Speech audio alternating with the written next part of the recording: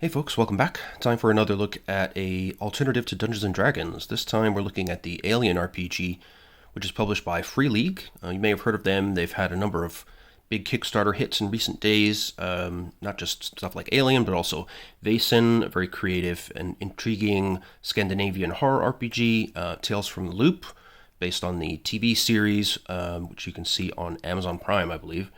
They've had Twilight 2K, they've had Coriolis, their sci-fi RPG, a whole bunch of really good stuff, all with high production values. I haven't gotten much stuff from Free League so far, but I was really looking forward to trying Alien at some point.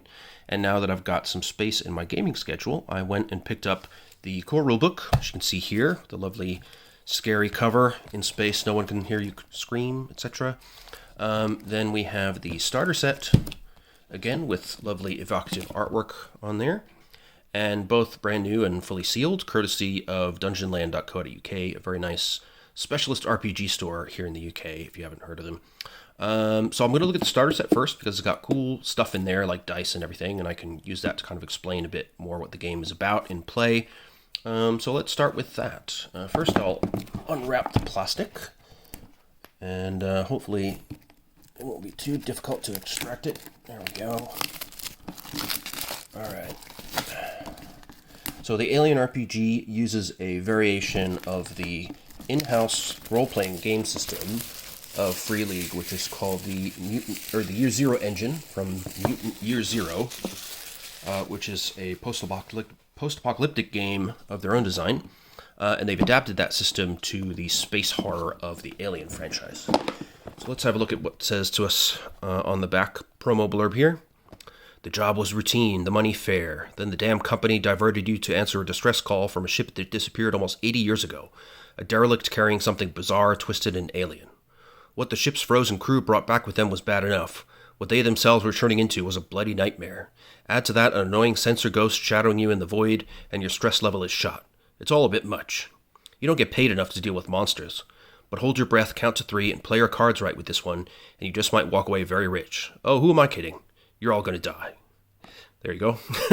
Setting the atmosphere correctly from the outset. So this is a starter set, blah, blah, blah. It's a harsh and unforgiving universe, and you are nothing if not expendable. Great. Stay alive if you can. The box set contains everything you need to start playing. 104-page rulebook, 48-page complete scenario Chariot of the Gods, designed for 3 to 5 players plus GM, 5 pre-generated characters, a huge full-color double-sided map, with one side depicting chartered space in 2183, and the other floor plans for the Chariot of God scenario. 84 game markers, wow. For keeping track of characters, motion tracker pings, and more.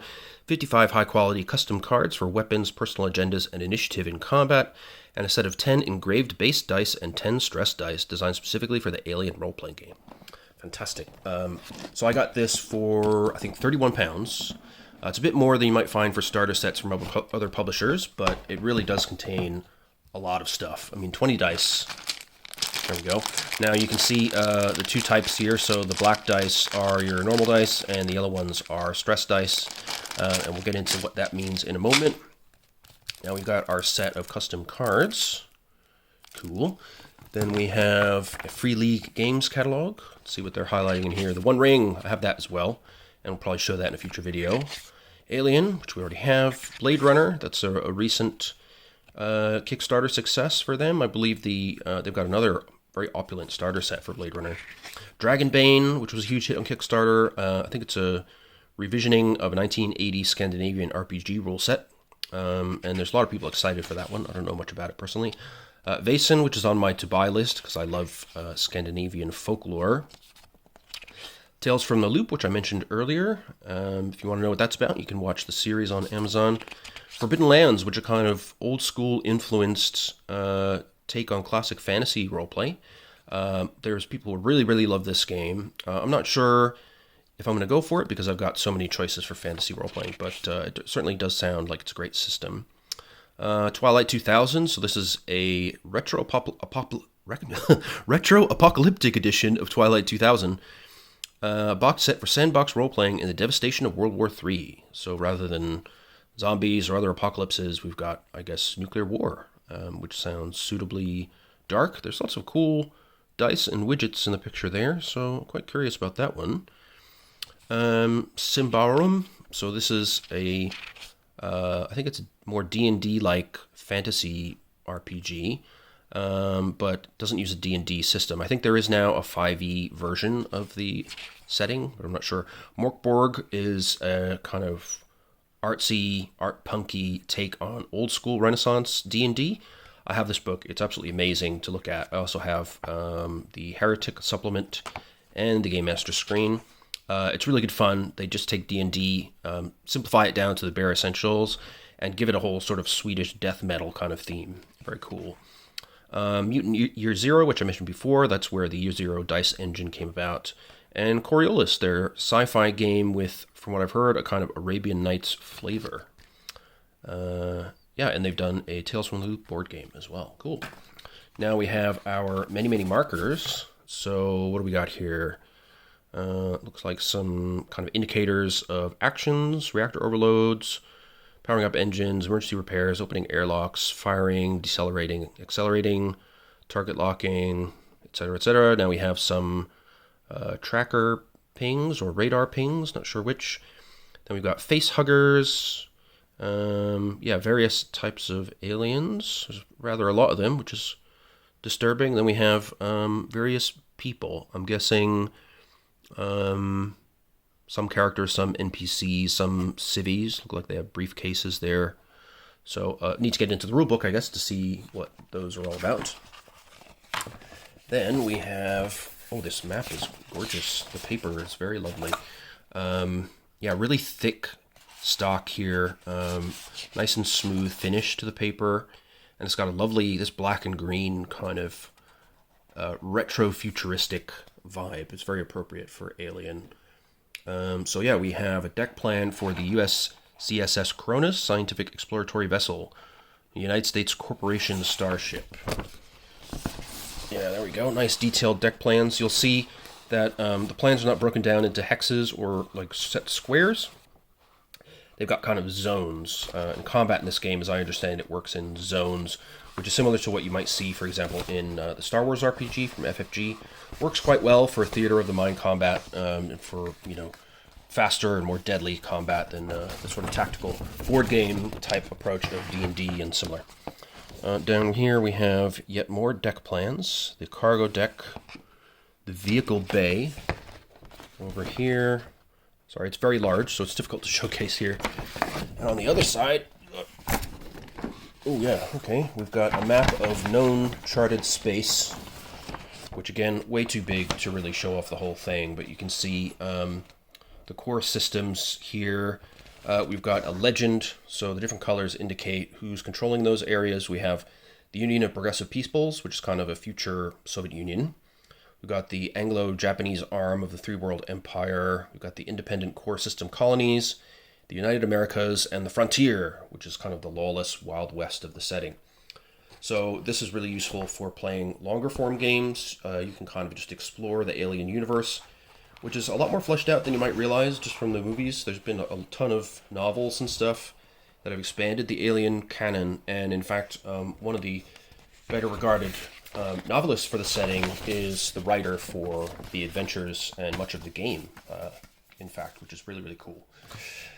Okay, then we've got what looks to be... Well, there's a whole bunch of stuff here. Okay. These are character sheets. So we've got Officer Miller, Captain of the USCSS Montero. Personality thrifty. Okay, she's got a talent of pulling rank. Strength 4, Agility 3, Wits 2, Empathy 5, Health 4. So these are all her skills, and so you've got kind of attributes, of which there are 4: Strength, Agility, Wits, and Empathy. Then you've got skills. When you make a roll in this game, it's a dice pool system, so you total up the number of the relevant attribute and the relevant skill for what you're trying to do. Roll that many d6s, and if you get any 6, that counts as a success. And then you can also add stress dice as you get stressed out during the game, which has interesting side effects. So on the other side, we have the character sheet written out in the more standard way. So the character sheet is really cool in this game. I think some people don't love it that much, but I think it's really visually interesting. There's not a huge amount of information they need to convey. The characters are relatively simple in terms of their design. But everything you need is there, and it's got handy little tick boxes that you can use dry erase markers on or whatever. So you can mark down your gear, radiation exposure, health and stress levels, experience points, talents. If you have any conditions, starving, dehydrated, exhausted, or freezing. If you have limited consumables like air, power, food, and water. There's space for your weapons as well and your armor rating. And you can see that you don't always have numbers in some of your skills. So if Officer Miller here were to get stuck in close combat, maybe she only rolls 4 dice for strength, but she won't have anything in close combat. But if she's doing range combat, she can then add agility to that. At least that's what I know so far. Forgive me if I make any mistakes. I haven't read the full rulebook yet, obviously, because it was all sealed in plastic, but I do have the PDF. Then we have Pilot Davis. Strength 2, Agility 5, Wits 3, Empathy 4, Health 2. Skills in heavy machinery, range combat, mobility, piloting, of course, because she's a pilot, and observation. Signature item is a pill bottle, almost empty, and she's got the talent of adrenaline, so she can push agility skill rolls twice. But each push increases your stress level by 1. Okay. And here's her character sheet done up in this style with the standard character sheet. Yeah, so she's doing well on empathy, but not on related skills. Agility is clearly the strongest. She's got 5 plus several significant skill points there as well. So definitely the one you want behind the controls when you're trying to get the hell out of Dodge. Then we have Rye, who's a roughneck. Technician on the USCSS Montero. Personality bitter, okay. So his talent is the long haul. You've seen it and done it all before. Once per act in cinematic play and once per game session in campaign play, you may ignore all facehuggers from a single roll. Okay, good. Strength 4, Agility 3, Wits 4, Empathy 3, Health 4, Skills in heavy machinery, Stamina, Mobility, Comtech, and Medical aid. So Comtech is kind of like general technology stuff. So we might as well... actually, you know what? I'll go through the rest of these and then we'll talk about the stress dice, so that some of this will be in a little bit clearer context for you. Yeah, so again, we've got clear areas of strength and weakness here.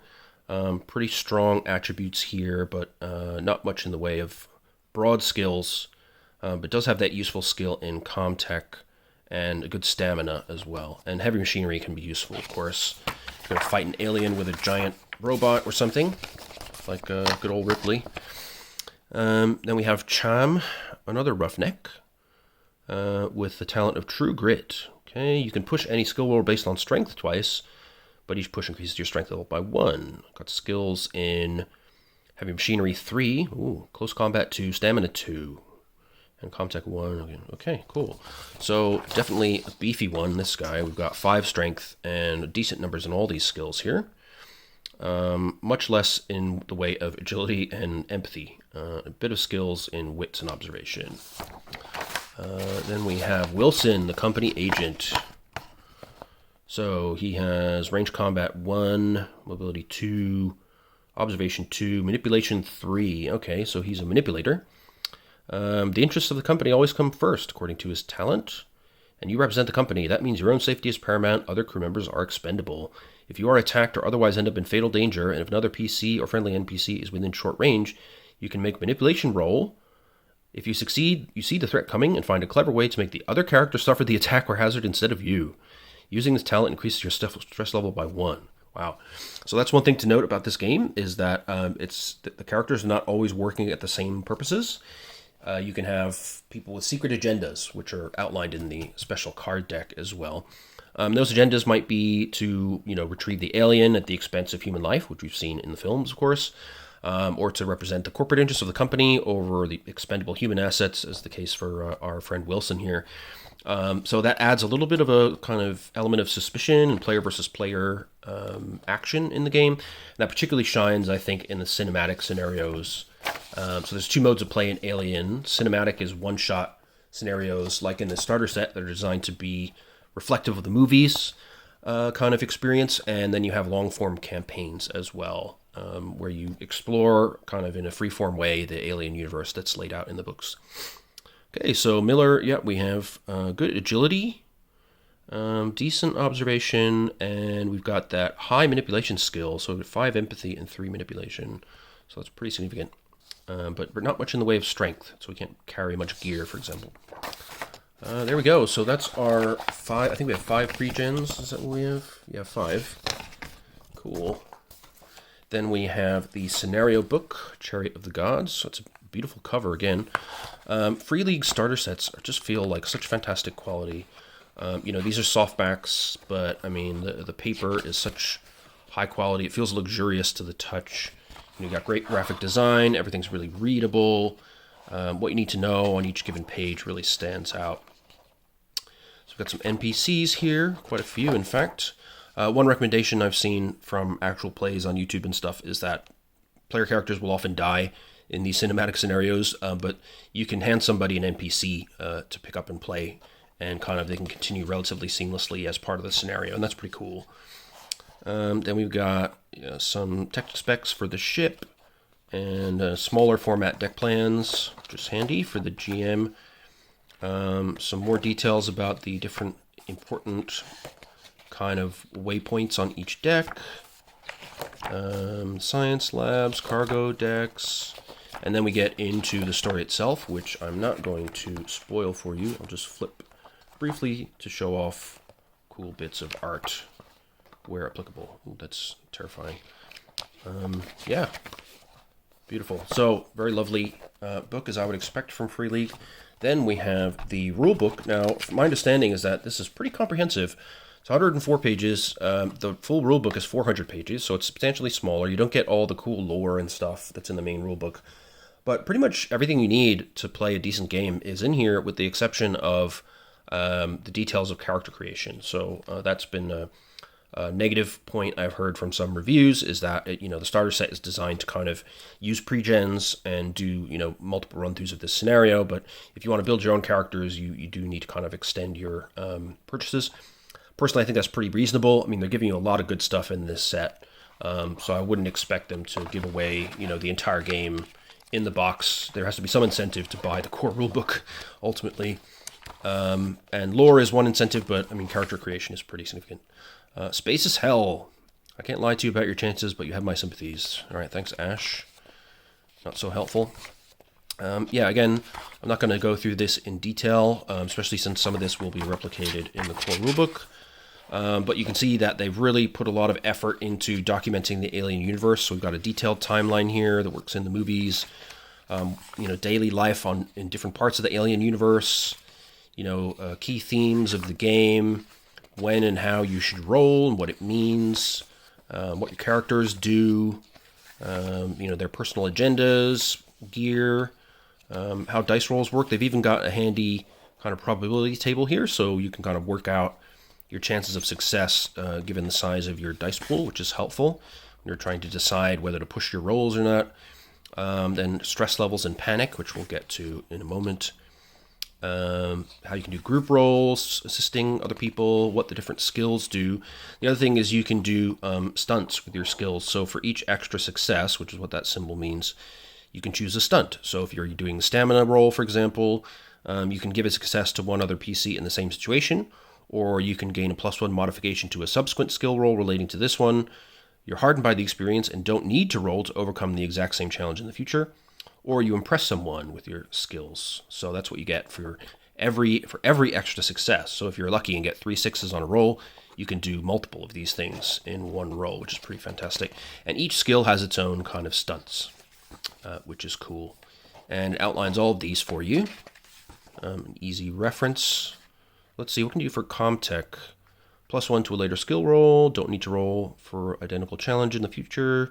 You do it quickly in half the time it would normally take. You get new or unexpected information. That's cool. You hide your tracks. Oh, very useful. Or you can show off. Interesting.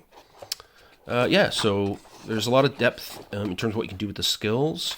Now we have a whole section, of course, on combat. So again, as I mentioned, you can play without maps, or you can use the maps divided up into zones. Talks about the features of different zones and how you measure time during combat. Stealth mode, so how you can be detecting enemy movement or be detected by enemies, and the use of motion trackers, which of course is pretty iconic for the Alien franchise. Actions and initiative. So initiative uses cards in this game, which you'll see in the included card deck when we get to that. And some stuff about fast and slow actions, different type of actions you can take during a combat turn. So slow stuff is things like crawl, close combat attack, shooting a firearm, burst of full auto, give orders, blah, blah, blah. Fast actions, you can run, move through a door, get up, draw a weapon, block an attack, pick up an item, etc., etc.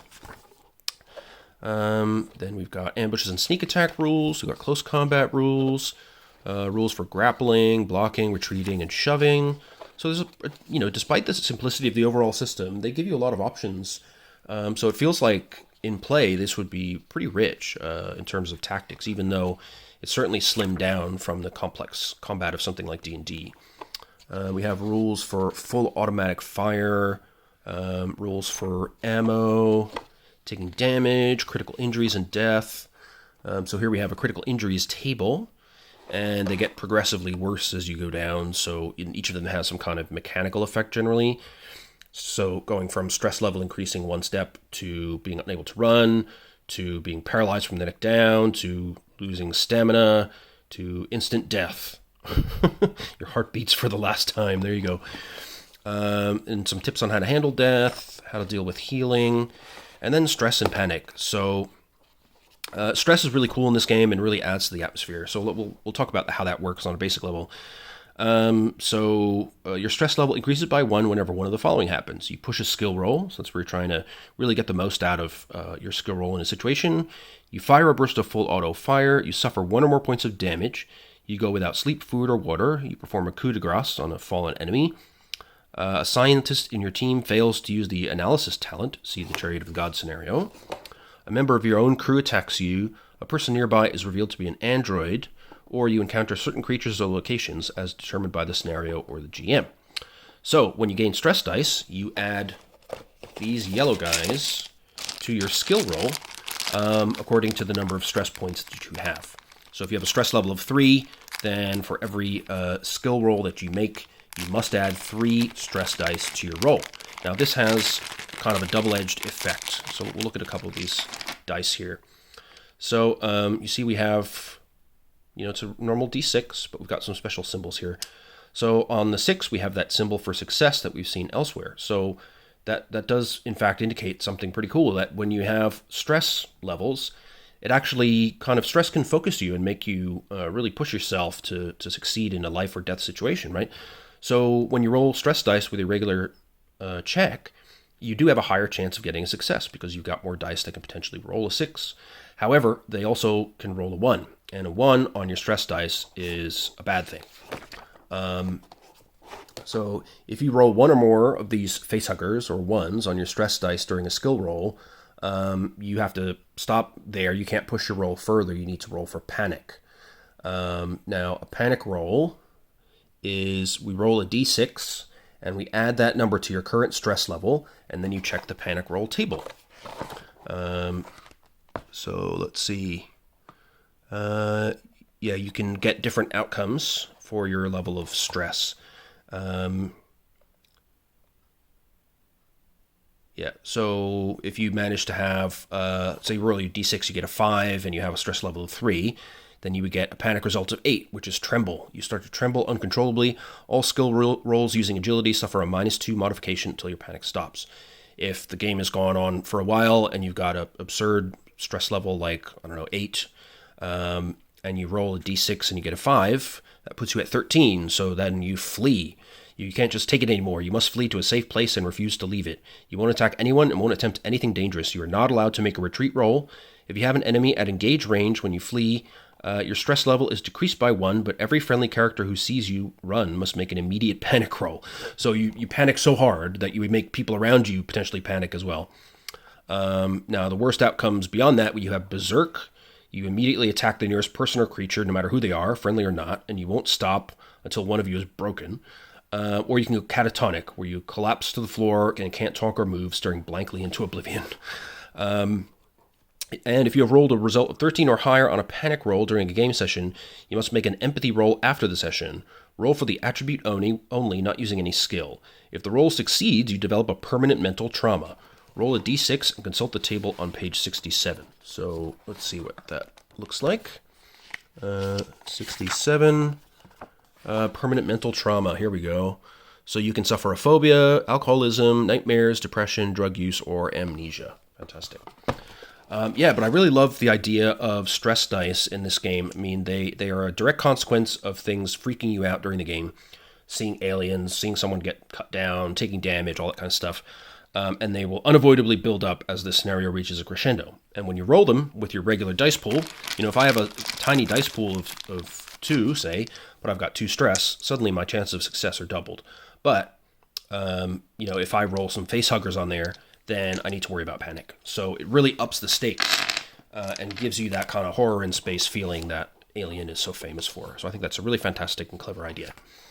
And it's the main hallmark of this game's version of the Year Zero engine. So it makes it stand out from Mutant Year Zero and the others. Okay, so alongside stress, we've got other hazards. You can be starving, dehydrated, exhausted. You can get sucked into the vacuum. You can freeze to death. You can fall to your death. You can explode to death. You can catch fire. You can get diseases. You can die of radiation poisoning. You can drown, you can suffocate. Then there's androids or synthetics and how they deal with things. They can't die in the traditional sense, but they do have to make repairs if they get damaged. Yeah, so they work quite differently from people. They have certain advantages, but yeah. Then we have, of course, the lovely xenomorphs. So you've heard the stories about the monsters out there. You better hope you won't need to face one yourself. Fighting xenomorph beings is something different entirely and far more deadly than facing humans or even androids. Very few have lived to tell the tale. So they have special rules. They have multiple actions, 2 or even 3 times in a round. They have signature attacks in close combat at engaged range. When they're reduced to 0 health, they don't get broken in the way a human does. Instead, the GM rolls a d6 on a special critical injury table. They also have a thick hide resistant to attacks, giving them natural armor. And some xenomorphs have special abilities beyond the signature attacks. So that is signified under each xenomorph's description. Then we have loads of different gear. So each item of gear can give you a potential bonus to your close combat or range combat roll. They have a base damage rating, which is how many damage points your opponent suffers if your attack is successful. And if you roll extra success, you get extra damage. If you have a blast keyword, then you trigger an explosion with the blast power indicated. They also have range limits, weights, the cost in United American dollars, and any special effects like armor piercing or stuff like that. We got loads of stuff in here. We got pistols. We've got rifles. And pretty at-length descriptions there. We've got pulse rifles, pump-action shotguns. We've got a scope rifle, harpoon grappling gun, phased plasma pulse rifles, and heavy weapons, which include stuff like grenade launchers, heavy pulse rifles, incinerator unit, which is a flamethrower, sentry guns, electroshock grenades. Very, very cool stuff.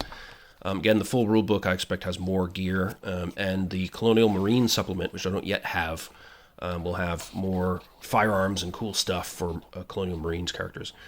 Then we've got close combat weapons as well. So we've got suits and armor, other equipment, computer mainframes. Interesting. Diagnostics and display equipment, data storage. Cool. So I guess this is stuff that'll be outfitted either to the individual or maybe even to the ship itself, I guess.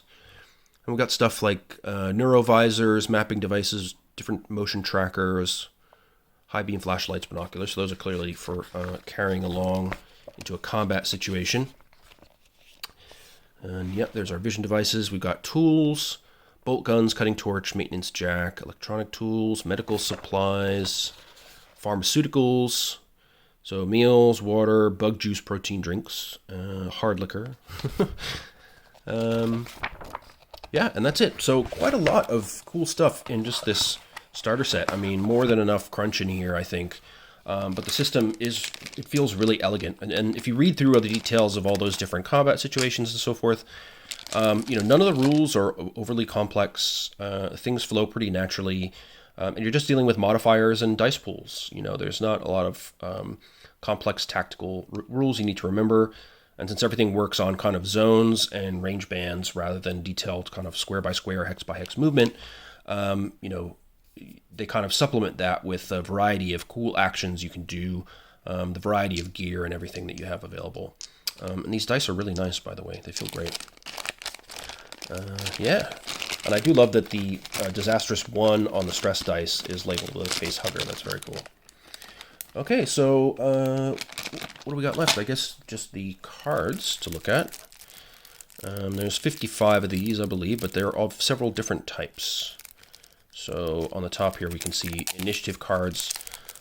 So these are dealt out instead of doing die rolls for initiative, and then there are abilities and stuff where you can change initiative order and exchange these cards and stuff. I haven't really looked much into those rules, to be honest, so I'm just gonna and it seems like, I guess depending on the orientation of the card, you can indicate what kind of action you've used.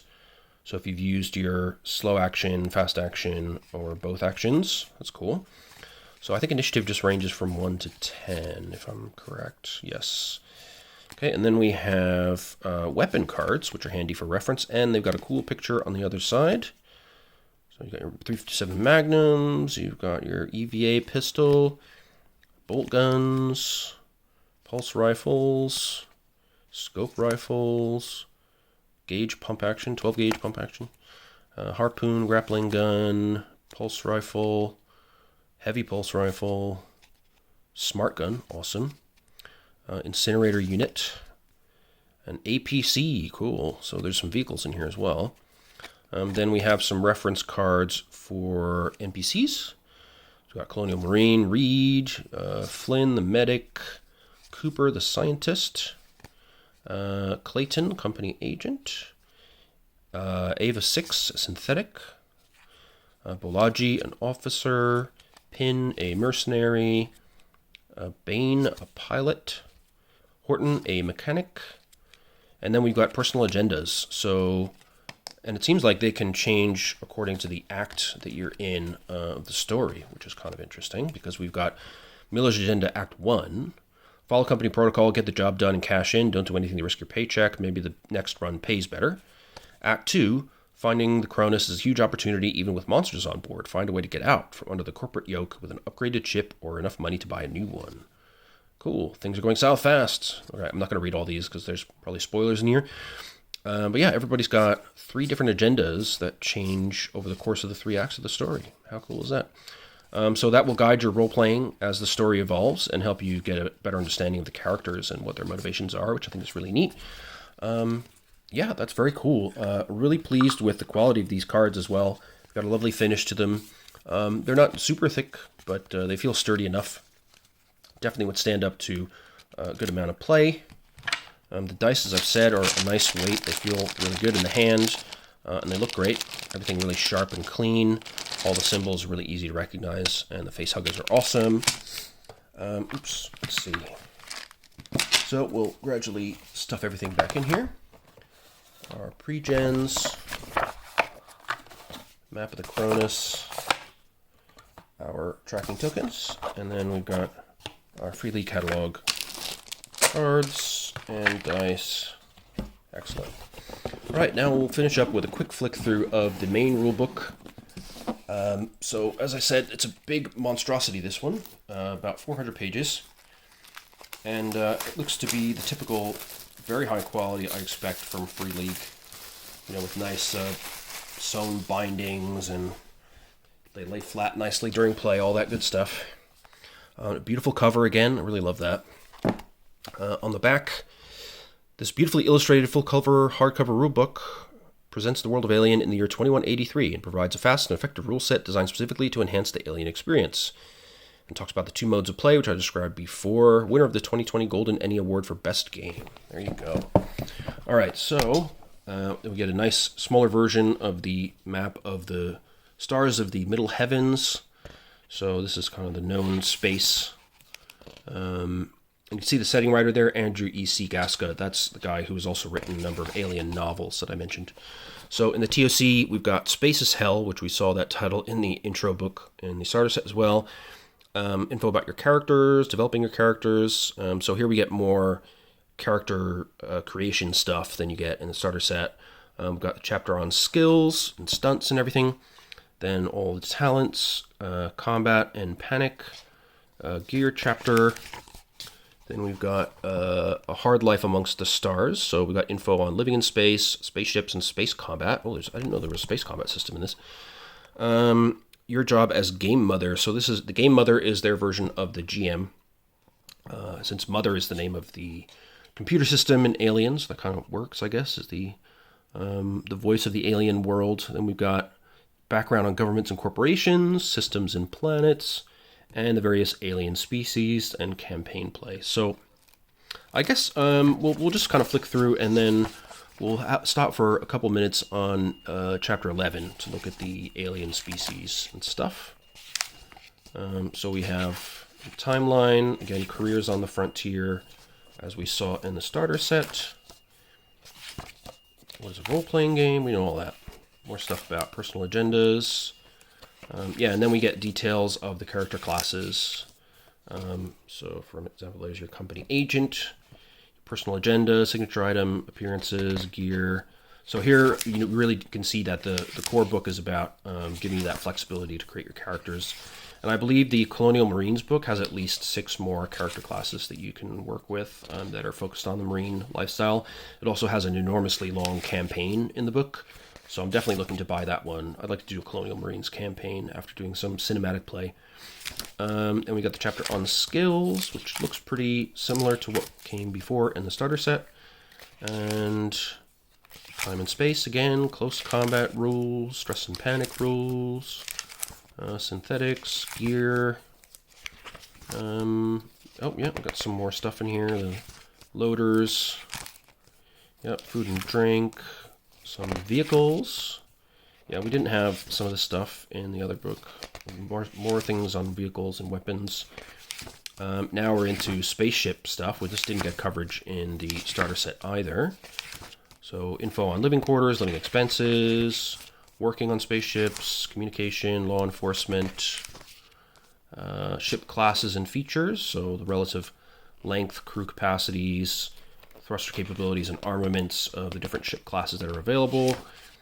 Yeah, building your own ship, internal modules you'll find in your spaceship, and then those are detailed here on this table along with costs. So you really could build your own spaceship during a campaign. That's cool.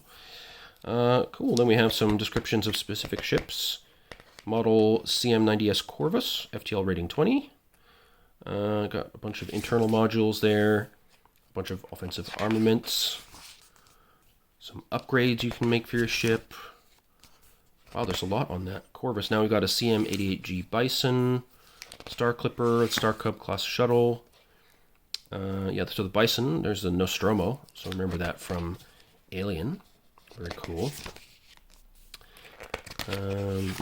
Yeah, we've got info about crew positions, initiative and turns. Okay, so this is space combat stuff. Getting detected, declaring actions. So here are the space combat actions you can do from different positions on the bridge. It's pretty cool. How to work out target lock, pilot actions, stress in space combat, ship movement. Well, that's really cool. I mean, I should have assumed there was space combat in this, but I didn't know there was this much detail on it. That's really cool. I mean, you could kind of do a full-on Traveler-style campaign, really, and deal with pirates and bad actors and company ships and so forth. That's very neat. Then we got our GM tip. So this is the Game Mother chapter, dealing with stress and horror, xenomorphs and campaign play.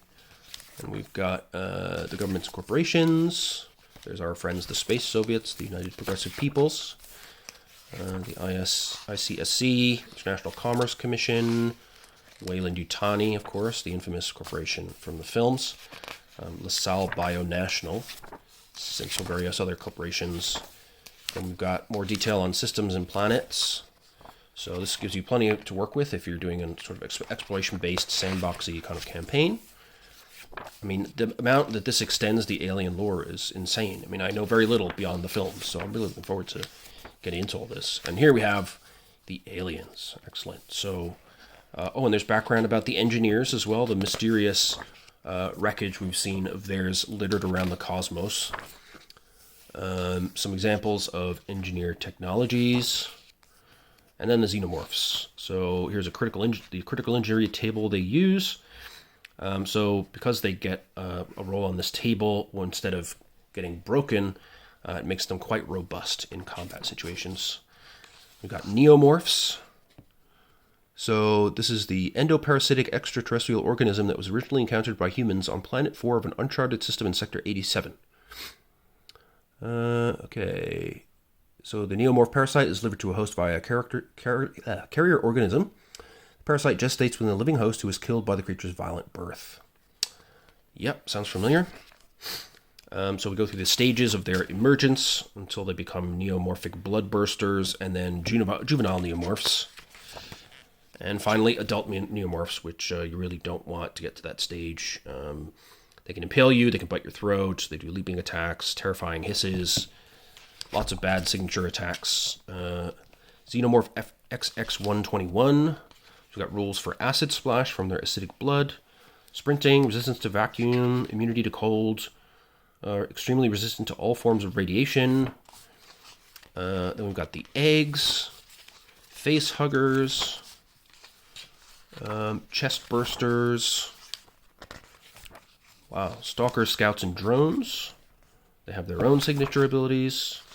Soldiers, workers, and sentries. And the Praetorian Crusher Queen. Wow, okay. So there's a ton of detail on all the different types of aliens. All seem to behave really differently with different signature talents and attacks, which is fantastic.